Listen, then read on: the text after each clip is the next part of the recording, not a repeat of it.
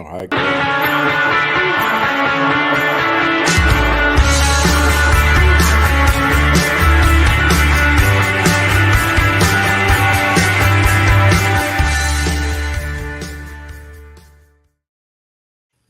Good afternoon, Louisiana. Welcome to Bayou Bets for Monday, July the 25th. I'm Zach Ewing, along with Jim Derry and Spencer, the Guru Urquhart. We have reached the post-Devin Jackson era of bet.nola.com. But you know what? We're survivors. We're still here. Yeah, For we now. don't miss Dev, but yeah, we're trucking along. For those who missed it, Devin Jackson moved on to greener, we hope, pastures. And we are left heartbroken, but soldiering on with our football previews. And today we're going to finish up the NFC East, move on to the AFC West for this week as we roll toward NFL opening day. And really the preseason is just a week from Thursday is the Hall of Fame game, the Raiders and Jaguars first preseason game. So it is right around the corner. Every team in the NFL will have opened camp by tomorrow. There's a bunch of them that open tomorrow, including the Saints with their veterans. And so it's just that time of year where it turns from, man, football season is so far away to where you can actually start to feel it a little bit.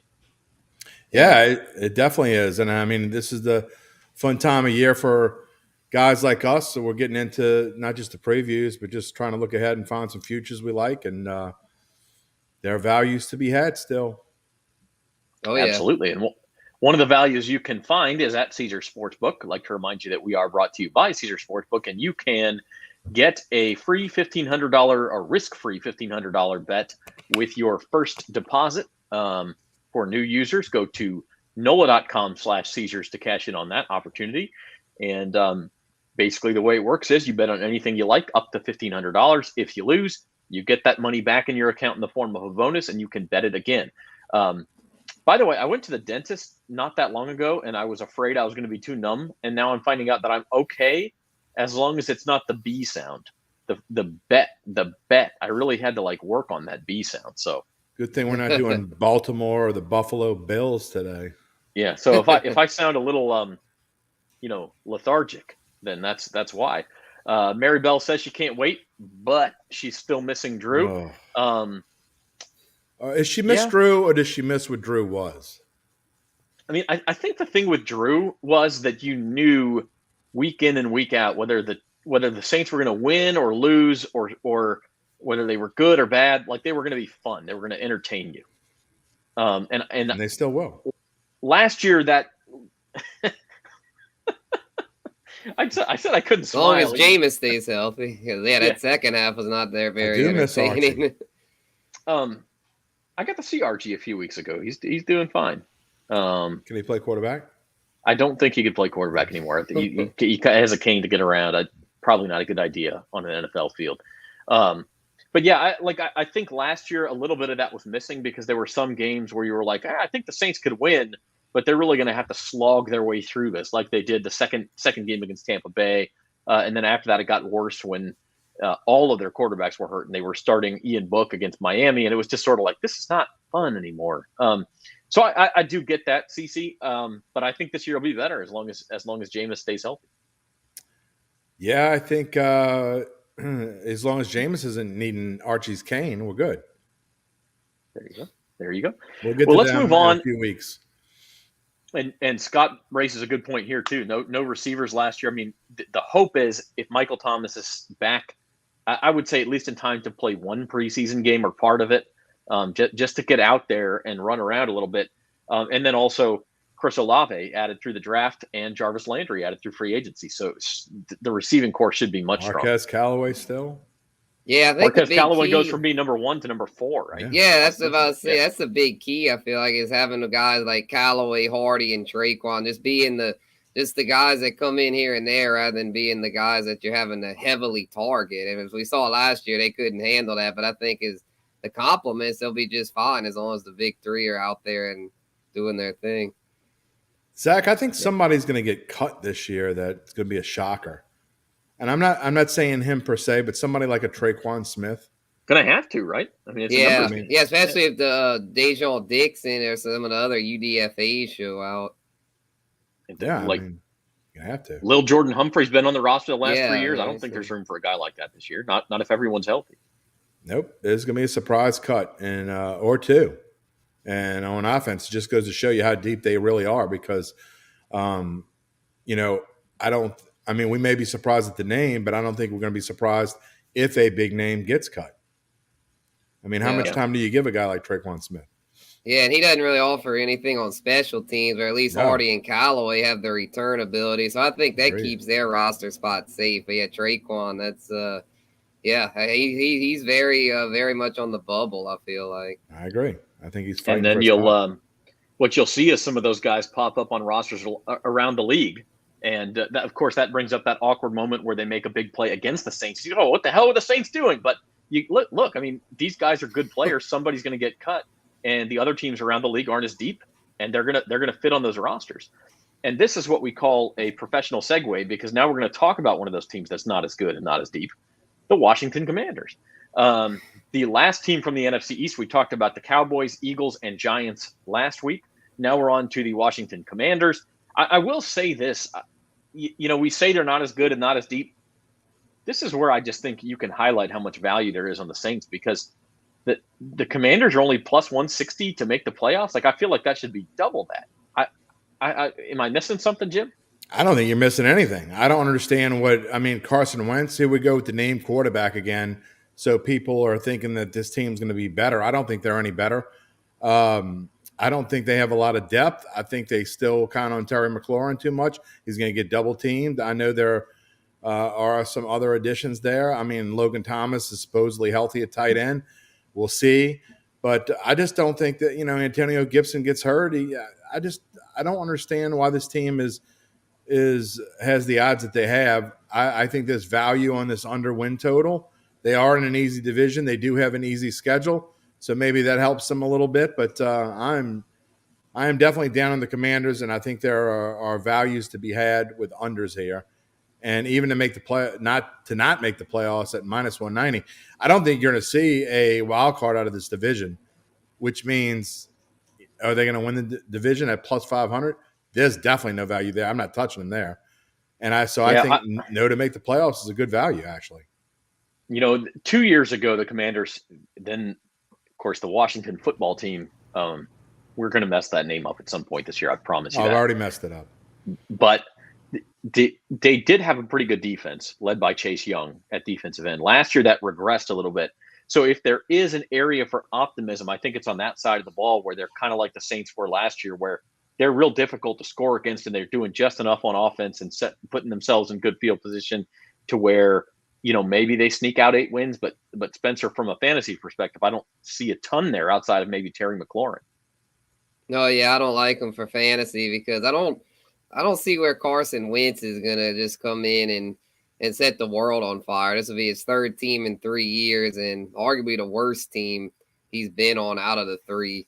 So, I don't see him doing a whole lot. Gibson's value gets hurt by them drafting Brian Robinson, because now there's going to be a 3-headed committee with Gibson, Robinson, and J.D. McKissick. So it's just not going to be enough carries to one guy to, for any of those 3 to really excel. And then the receiving core, Scary Terry's solid, but he doesn't have quite the upside as like the elite receivers, but he's become a big enough name where he's still getting drafted pretty high. And then Logan Thomas coming off a major injury. So, not a whole lot to like here. Maybe the rookie Jahan Dotson, if, with McLaurin drawing the best coverage, Dotson, had a big playability. He might turn some heads there if he can live up to expectations. But, overall, this team not very productive. Not going to be a whole lot of offense there with Ron Rivera being an old school head coach. Scott's comment there, that says much more about the history of Commanders quarterbacks than, okay, I get the joke. And I don't even think that's true. I think Taylor Heineke's a better quarterback. That's just my opinion. I mean, and maybe it'll end up Sam Howell. The joke. Even before they were the Commanders, when they were the Washington football team, when they were the Redskins before that, this is not a team that's had a good quarterback in a long time. I guess Kirk Cousins was decent there for a little while. Johnny Jurgensen was pretty good. See, that's what I'm saying. You got to go back to the Jim Derry era. So yeah, I don't see a lot. And we talk about, yes, it's a weak division, so betting under 7.5 might be a little bit of a risk. But we talked about it last week. I mean, we as a group like the New York Giants better than industry standards. And then I think everyone knows the Cowboys will be pretty good. And the Eagles will be on the Eagles. salty. Yeah, the Eagles will be salty, though. I mean, they're going to be better than the Commanders, I think. So is it an easy division? Yes. But I just don't see a lot of wins for them, even within the division. I don't think there's any question that this is the worst team in the division. I mean, the Giants had similar issues to the Saints last year, not to the degree the Saints had, but they had injuries galore. Daniel Jones missed a bunch of games.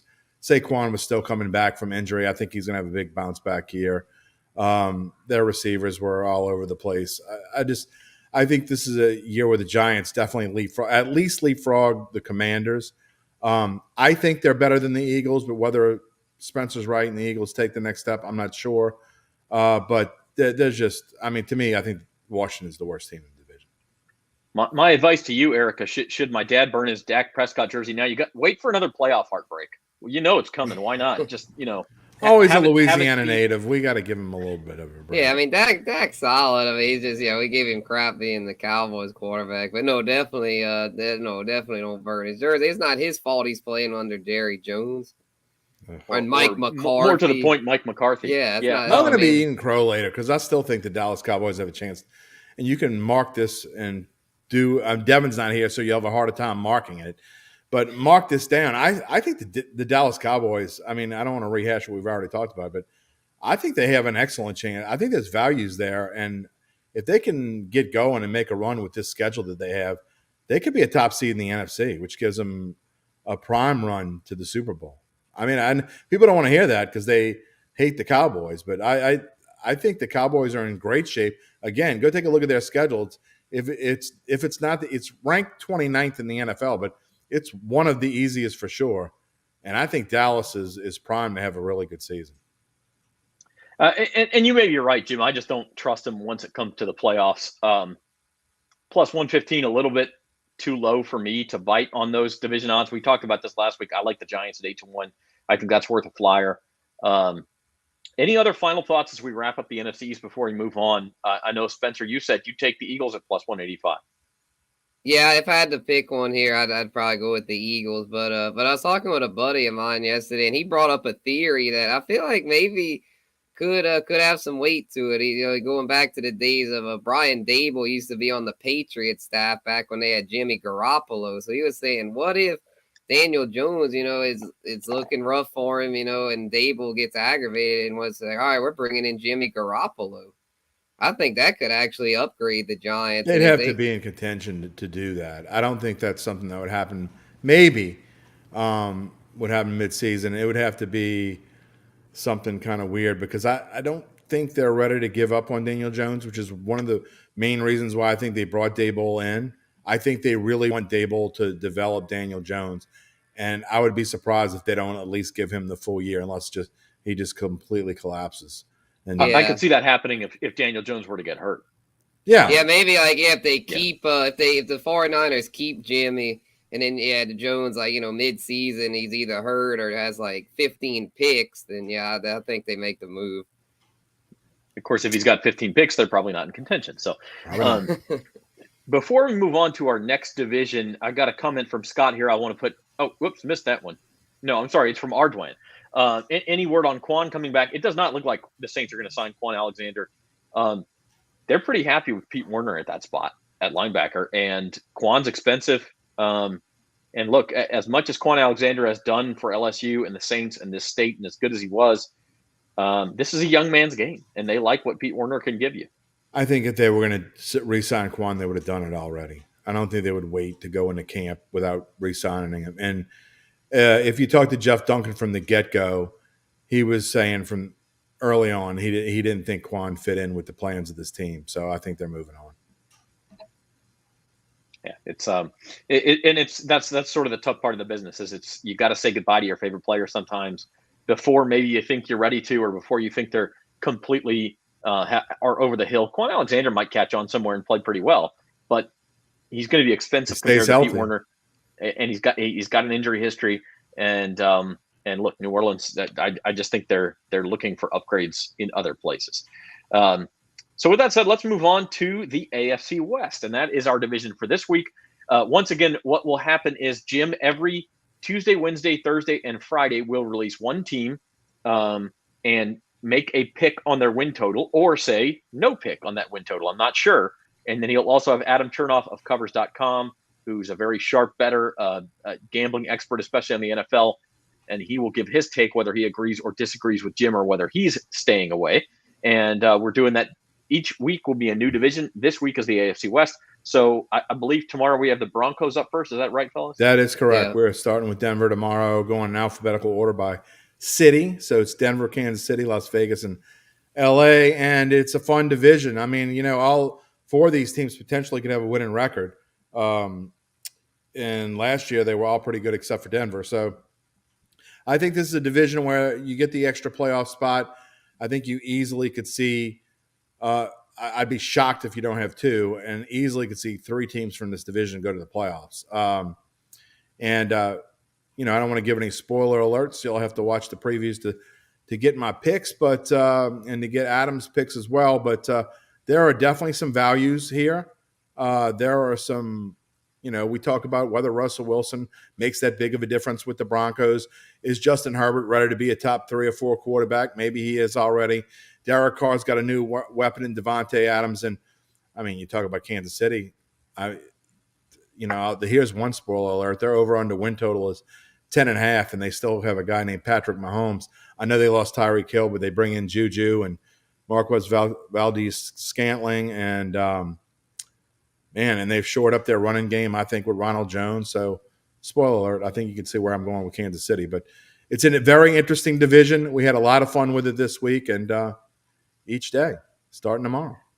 So, again, you'll get Jim's win total picks and analysis of the odds in the morning, and then every afternoon, Spencer will have the fantasy preview for the corresponding team. So tomorrow afternoon will be the Broncos, Wednesday afternoon the Chiefs, then the Raiders and Chargers. Spencer, we look at the Chiefs. I mean, I think one thing is you look at this division and it's much more balanced than most, right? Like the underdog here is the Raiders at 7-1, and that's in a division with a team that's a Super Bowl contender. So maybe even several Super Bowl contenders, depending on who you ask. Whereas in the NFC East, which is supposed to be a weak division, you had the Giants at 8-1. The first division we did was the AFC East. You had the Jets at 22-1. So this is supposed to be a much more balanced division. And from a fantasy perspective, every team has something to like here. My question for you, Spencer, is how much do you downgrade Patrick Mahomes, if at all, because he doesn't have Tyreek Hill anymore? For sure. Yeah, I wouldn't downgrade Patrick Mahomes too much. I am downgrading him a little bit, though, to where I've now got Justin Herbert ranked above him. Because I think with Herbert, he's going to – Jim's giving me the look there. You okay, Jim? No. I mean, I have him second and third. He was really hating on Herbert, man. I think Herbert. I'm not hating on Herbert, but you're talking about Patrick Mahomes going below Justin Herbert? I mean, I think Herbert outperformed him last year for fantasy. They were close, but on my league. But I don't know, man. Mahomes without Tyreek is definitely going to hurt him to some degree. I know Juju and MVS are there, but neither of those guys are Tyreek Hill as far as that elite field stretching ability, the yak yards. I feel like the numbers dip somewhat, but with that comes an opportunity to get Mahomes at a value. I've been seeing Mahomes drop in single quarterback leagues. He normally was a 3rd round pick. Now you can a lot of times get him in the 5th round. And to me, that's a value. 4th round, probably about where he should go. But if he falls to the 5th, I'm normally not one to take my quarterback early. But if he's there in the 5th, I might just have to pull the trigger. Yeah, and remember. One of the problems I will say, Zach, real quick, and we'll get to it when we get to Kansas City, but their schedule the first half of the year and for fantasy-wise and real-life football is brutal. They have a brutal first 9 weeks of the season, and it's not going to help anybody if you have any Chief, if you go take a look at it. So they could regress a little bit as far as fantasy number goes. Now it helps pick up towards the end of the season, but just take a look at the schedule. It's not easy at all. And what I was going to say is keep in mind the fantasy outlook is not always the same as the real world outlook, right? Like you you could like the Chiefs to win the division and still downgrade Patrick Mahomes below Justin Herbert. Like those are both possible to believe. Now, look, maybe we're looking to your point, like, and we'll talk more about this on Thursday. We'll do a lot of AFC West on Thursday, but could it be like last year where the Chiefs are 4-4 after 8 games, and what's wrong with the Chiefs? They're not any good. I mean, Patrick Mahomes doesn't look the same, and then they get it going and they play the weaker half of their schedule, and by the time January rolls around, they're a Super Bowl threat again. Certainly, and one of the things I'm gonna say is if you do like the Chiefs, that's one of the few teams. Most bargains you're gonna get now. You're not going to get a lot of bargains later. Now, like the Bengals, you got a huge bargain in October last year. But the Chiefs may be one of those teams where you do wait because you may be able to get them certainly better at plus 1,000 because if they do struggle a little bit, even if they go like 5-3, you got to think those Super Bowl odds might go up to like 1,500-1,600. They start at 4-4, might get them at 2,000, which would be a serious bargain. Yeah, no doubt about it. No doubt about it. So we will talk more AFC West on Thursday.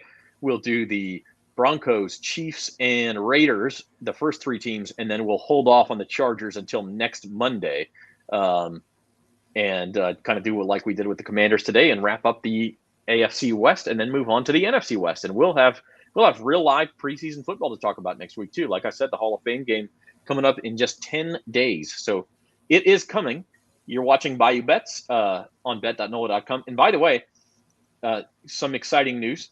Thursday's show, which we have called At the Book for the first year of our existence, is going to be rebranded, and it's just Bayou Bets now. We're Bayou Bets on Mondays and Thursdays.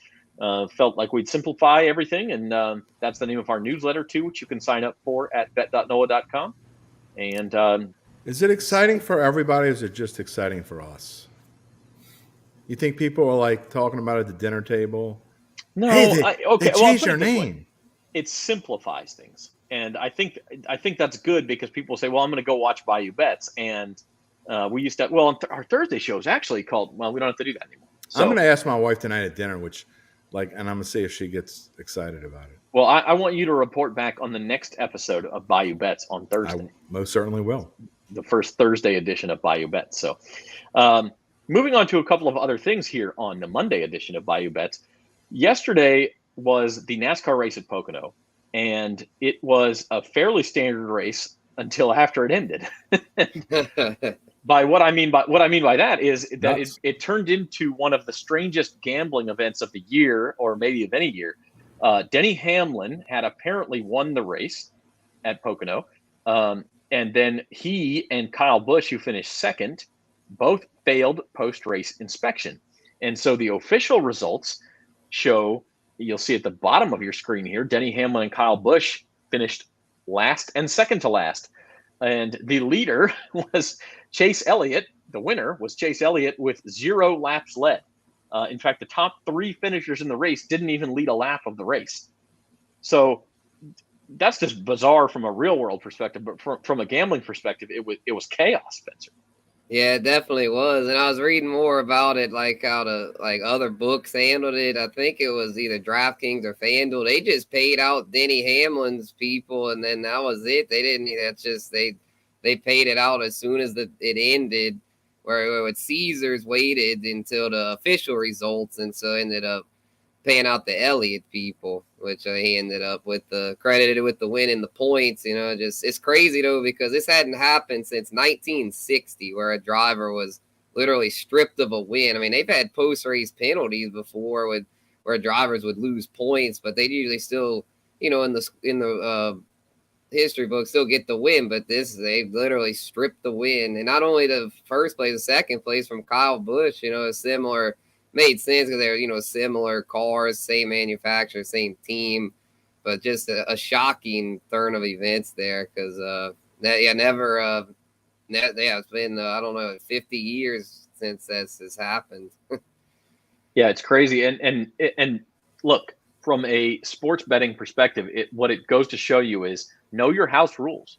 Know the rules of the book that you're betting in. At Caesars, they wait until after inspection for any results. And so if you bet on Hamlin, you were out of luck. If you bet on Chase Elliott, as I believe you did in your Fast Five, Spencer, all of a sudden you had an unexpected payday. There are other books where it's the opposite, where they only give the victory to the actual winner on the track, and any inspections do not factor into it. And so Hamlin was paid out and not Elliott.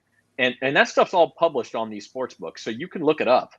It's the same thing, Jim, in golf with dead heat reductions. You don't some books do it, most books do it now, but some don't. If you have a top 40 and you have a guy who ties for 38 with 10 other guys, it catches your top 40. Other books will reduce that based on how many guys, you've got a fraction of it because there were 10 guys who all had to squeeze into the top 40.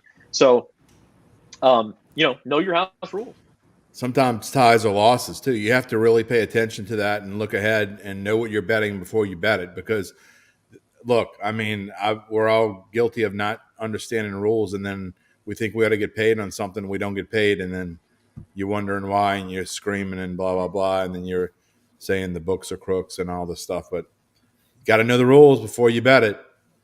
Yeah, and I will say in this sort of new era of sports betting in the U.S., there are still some books who will go eat, like I think it was FanDuel today said, hey, look, it's bad beat refund. We're gonna pay out both winners. We're gonna pay out Hamlin and we're gonna pay out Elliott, and they paid out everybody. Good PR. That's not gonna last. I'm telling you right now. As the market becomes more mature, the bettors have to become more mature and realize that, like, look, you made your pick. Know the house rules. This is how the cookie crumbled. We're already seeing books back off on being nice, I guess is the way to say it. I'm not going to mention the name of the book because it wouldn't be fair to them, I guess, to say it out loud. But I had an instance last week where I had opted into a golf promo, and in the very, very small print way down, I mean, you'd have to read every word of this thing. It was only for the first bet of the promo. So the promo was if a golfer finished in the top 5 but didn't win, you would get a free bet equivalent of how much you bet, up to $25. Well, I had Tommy Fleetwood. He finished in the top 5, and I didn't get it. And go through, and again, I'm talking about way down at the bottom of all these rules is it's only applies to the first guy, and you wouldn't have known it unless you read every word of it. So, I mean, the grand scheme of things, they're right and I'm wrong, but they ticked me off enough to take my money out of there and put it in Caesars. So, and I mean, look, I think the point is you either need to read the fine print, every word of it, or you need to accept that sometimes this is not, right. It's just not going to go your way. And that's like with any other business. But some of these things get complicated.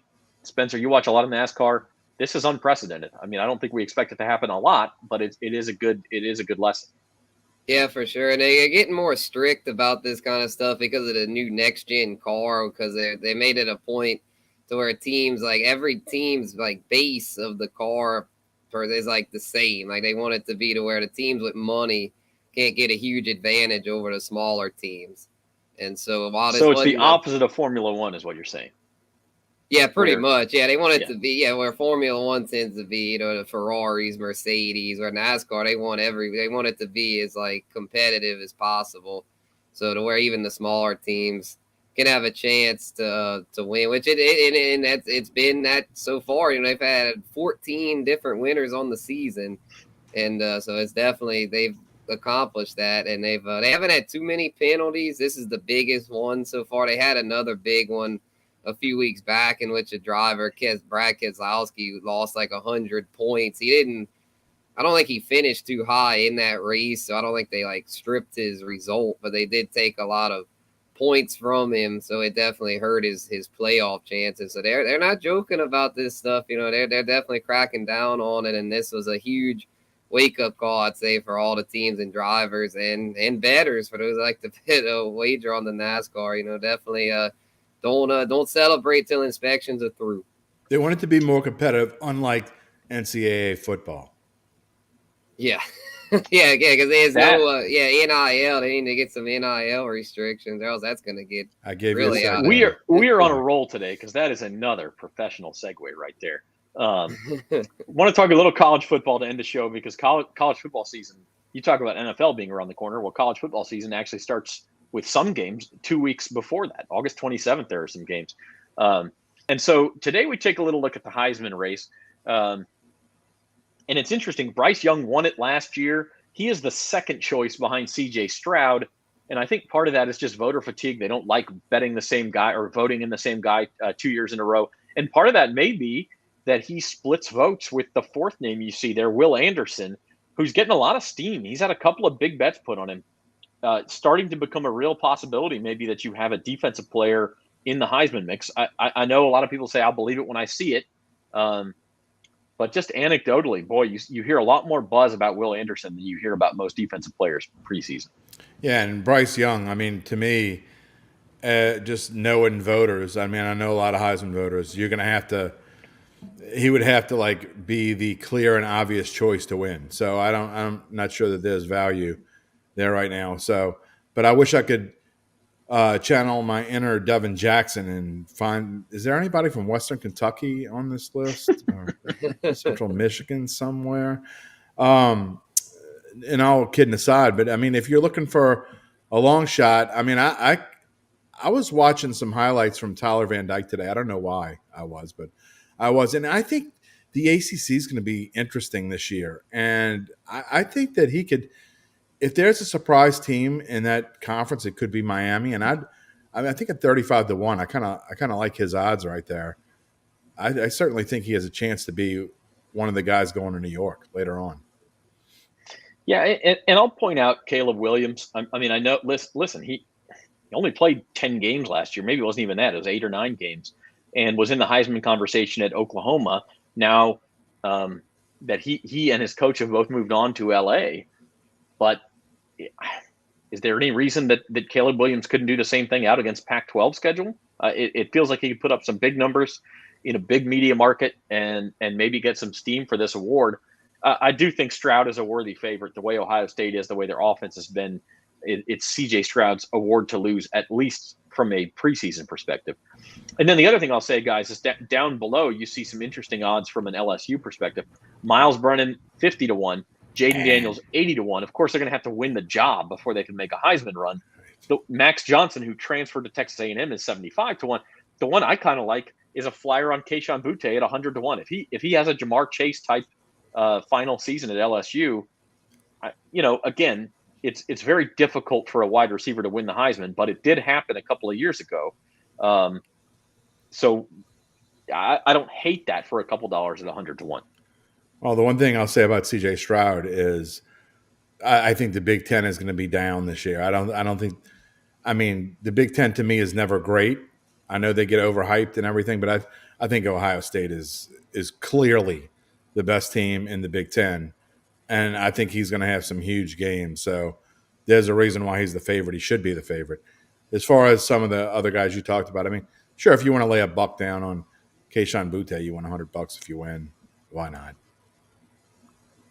Yeah, I think the Ohio State's big dog receivers could be a value too. Jackson Smith and Jigba, because as we saw, Devontae Smith won it a couple years ago, and I mean Mac Jones had a really nice year. He could have given it to him, but Smith was so dominant that they went with him. I'm not saying that Smith and Jigba is going to do it over C.J. Stroud, but I think it's worth a flyer.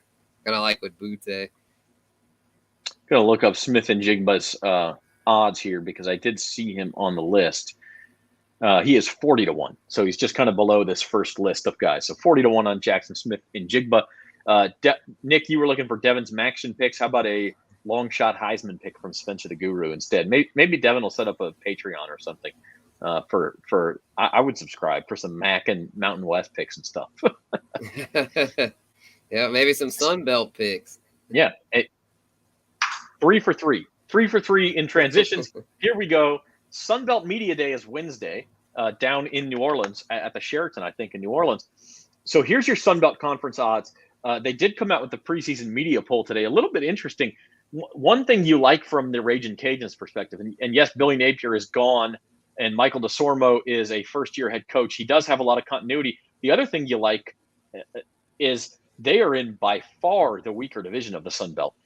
App State, Marshall, Coastal Carolina, Georgia State, 4 of those next 5 are all in the East. The next team in the West on this list is Troy, followed by Arkansas State, and then you have Southern Miss. But Marshall is the best team coming into this league from Conference USA, and they got put in the East, which already had App State and Coastal Carolina. So to me, it sets up really well for UL. at plus 250, maybe that's not a rich enough price for me to take a flyer, Spencer. Yeah, I think they're definitely getting they're the favorite for being in that weaker division. It's just I just with Coach Dez, I think there's going to be a bit of a transition, and they lost a lot of talent with guys transferring, going to Florida and such, following Coach Napier. So I don't know. I mean, plus 250, there could be some value there. But as a UL alum, I probably wouldn't touch it. I'm kind of nervous about the Raging Cajuns this year. I think they'll probably still win the Sun Belt West, but I don't know. I just feel like with the first year without Coach Napier could have some growing pains. But especially with a new quarterback too, Levi Lewis, the super seniors finally ran out of eligibility. What did he play, like 10 years? Close to it. I think okay. 6. So and he was the starter for like 4 of those years. So losing Levi is, Chandler Fields, baby. Chandler Fields. Right, yeah, from Rummel. Yeah, he's the favorite to start right now. So hopefully Chandler can do his thing. And the receiving core should be a little better. I know they lost Kyron Lacey too to the portal, but the receiving core was a weak spot last year. Hoping that'll be a little better. It's just the running game might not be quite as good with losing Imani Bailey and Montrell Johnson. Levi Lewis, by the way, graduated from Scotlandville in Baton Rouge. Was it Scotlandville? Yeah, I believe. Yeah, it was. Yeah, and that was in 2017. So just goes. He has been around a while. I covered Chandler Fields when he was a freshman at Holy Cross. So it goes to show Chandler Fields had quite the right. Patrick, who does not pretend to be a small school, at least not a MAC expert like Devin does, but he has covered football in this area of the country for a long time, including Southern Miss and Conference USA. He says Old Dominion's worth a look. They're at 60-1 on this list. Didn't have room for him. But I will say it's a little bit interesting to look. And Jim, I want you to chime in on what this could mean or what it means to you as a bettor. The preseason coaches poll came out today. And good example here, Marshall was picked 4th in its own division. They're picked 4th in the East. They've got the 3rd best odds in the entire conference. So obviously in a gambling world, their price is a lot shorter than you'd expect it to be from the poll. And then the flip side of that is South Alabama was picked right behind the Raging Cajuns in the Western Division, and they're way down at 22-1 to win the league. I have never put anything into coaches' polls because they often, well, first of all, some coaches' polls, they can't vote on themselves. Some of them they can, but they always downplay themselves anyway. They poor mouth themselves. They say teams that they think might not be as good as others are going to be better. They never put their real rankings in there, or very rarely. I can tell you this from going back to way back when. They don't tell you what they really think. So I don't put anything in coaches' polls. I never have. And ask a coach what he thinks about his team. And 8 times out of 10, they're going to tell you, oh, I don't know, we're going to struggle this year. It's going to be tough, blah, blah, blah, blah, blah. Get out of here. Yeah, they do the same thing in high school. Absolutely. Spurrier would tell you like it is, though. Some of them will, but you know who they are. And then, and then the other, you get either a poor mouth, we're going to be terrible, I don't know how good we are, or average at best, we'll be lucky to win 7 games, or you'll get the guy who thinks they're going 12-0 and we're the best team. There's no middle ground. There's nobody that's going to tell you exactly how they're going to be. Sometimes when you get them with the tape recorder not on, it's just you, mano a mano, they'll tell you what they think. But even then, it's hard to get. I will say this. Marshall being a newcomer to the league and kind of being voted lower down in that division, but seeing their odds higher kind of makes me like Marshall a little bit. To come out of the East plus 375, just because it feels like not everyone is aware of what a good program that is in the Sun Belt, maybe. And obviously the people who know the sports books, the odds makers have set their price low. So maybe they know something that everyone else doesn't. Yeah, this is never, I'll be straight up honest. This is not my thing. I don't bet futures on smaller schools, really. I don't know enough about the Sun Belt. I haven't had enough time to look through it. I know a lot of these players because I've covered them in high school. Obviously the players that I covered didn't go to Appalachian State or Coastal Carolina or anything, but I know a lot of the UL players, and I know that the talent they have is very good. And so it's just not something that I spend a lot of time on and haven't had time to. But as we get into the season, I got a feeling we'll all be spending more time on it because our minor football expert is gone. So we're gonna have to pick up the slack somewhere. Well, in addition to the NFL previews that we're putting out every Tuesday through Friday, I'm doing a different conference preview every week for college football. So I'm trying to fill the void. I don't know if I'm going to pick them as well as Devin did, but I've gotten through the MAC and the Mountain West, and this week is the Sun Belt. So coming out Wednesday morning, a full preview of the Sun Belt with some of my value picks, and then we'll do the American Athletic Association with Tulane next week, and then getting into the Power 5 conferences after that, which there may not be 5 power conferences for much longer. I'm ready to get my big bucks refreshed. Yeah, I guess we got to let you start back at where we were. I got to start back from the beginning. I mean, that's not how real life works. Maybe we should start you at what were you at $12 or something? I think it was like $3.50. I'm down to get in on that this year, the big bucks. That's right. Spencer will join Big Bucks, and we'll have more for you. We're your one-stop shop. Please check it out. Every day we've got new football preview stuff. We've got other stuff. Spencer's got a look at fantasy baseball for the rest of the season, try to help you win your league in those pennant races. We talked about the strange NASCAR situation, things like that as they come up will also be on the site. And I'm even going to do a little soccer preview next week. English Premier League coming back only a few more weeks of golf. Golf's about to wrap up. Golf. We'll have some UFC, as UFC's got a couple of big events coming up. So we are your one-stop shop for sports betting. Check us out at bet.noah.com. And also check out Caesars Sportsbook, noah.com/Caesars. New users get a $1,500 risk-free bet. And we encourage you to do that with our promo code, noah.com/Caesars. I'm not sure what Nick means. I'm sure he's trying to insult you, though. No. He wants to get on the big bucks too, but what he doesn't know yet, and I haven't told him. What I haven't told him, so I can break the news to him here. That's how we're going to do our picks this year. We're going to have our own little big bucks thing. So instead of doing our top 5 picks on Datitude, we're going to start off with X amount of money, and we'll see how long before he burns through it. Are you saying Uncle Big Nick might take a few risks? Uncle Big Nick is a really good golf bettor. Football, not so much. Okay. Right. But we're going to bring him on anyway because he's fun. Maybe we'll get some picks in there just to see how he does against us.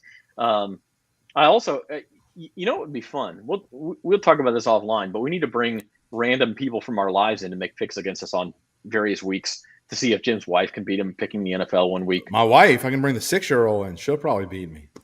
Hell yeah. Let's do it. So we're going to keep rolling. We do have the return of the Fantasy Roundup show tomorrow as well at 3:30 p.m. on these same social media channels. Spencer and I will break down some fantasy football, a short show kind of setting up for your drafts. I know those are starting to roll in and all of that, and we'll talk that. And then we'll be back 4 o'clock on Thursday for Bayou Bets. And Jim, you have Datitude on Friday. Datitude on Friday. I don't know who my guest is yet, but we had a great season premiere with Larry Holder and Adam Chernoff. I encourage everyone to go find it if they haven't listened to it yet. You can find it wherever you find your podcast, Apple, Google, Spotify, all those good places, and on bet.noah.com.